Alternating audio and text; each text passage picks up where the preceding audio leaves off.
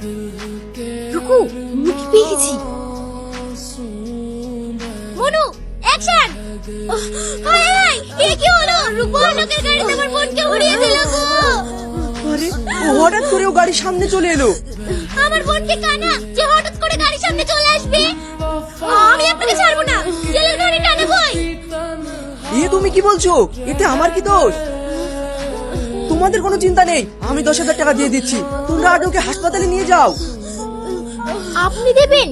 নিতে তো ইচ্ছে করছে না, কিন্তু কি করব, উপায় নেই। কি বলুন তো, এরা খুব গরিব তো। হ্যাঁ, আমরা খুব গরিব। ঠিক আছে, তোমাদের কোনো চিন্তা করতে হবে না। এরকম মুরগি প্রতিদিন একটা করে পেলে এলাম। তুই ঠিক বলেছিস মনু। দিদি, ওদের ভাগগুলো ওদেরকে দিয়ে বিদায় কর। কাজের বেলায় কাজী আর কাজ পুরালেই পাজি। সত্যি তোমরা খুব স্বার্থপর। ওলে বাবলে, কথাটা বাবুর গায়ে লেগেছে গো।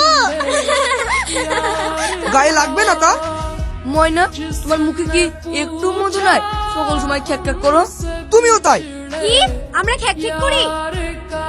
এই নাও তোমাদের ভাগ, এবার এখান থেকে ভাগো। দিদি, এটা আমাকে দিন। আমার ওটা টোটো তো না, একদম বাসন্তীর টাঙ্গা। বসবেন কিনা পৌঁছে যাবেন। তুমি টোটো চালাও? কি করব, পেটের দায়। ঠিক আছে, চলো। আসুন, বসুন। বাড়িতে অসুস্থ মা, 4 বোনের পড়াশোনার দায়িত্ব। বাবা নেই? আসছি, অ্যাক্টিং শুরু কর। এই দাঁড়ান দাঁড়ান দাঁড়ান দাঁড়ান, আমাদের একটু হাসপাতালে পৌঁছে দেন না। আচ্ছা, আসুন। ঠিক আছে, তাই চলো। আমিও একবার হাসপাতালটা দেখে নেব। আপনি কি কেন নতুন? হ্যাঁ, আমি এই প্রথম সাহেবনগরে আসলাম। আপনি কি করেন?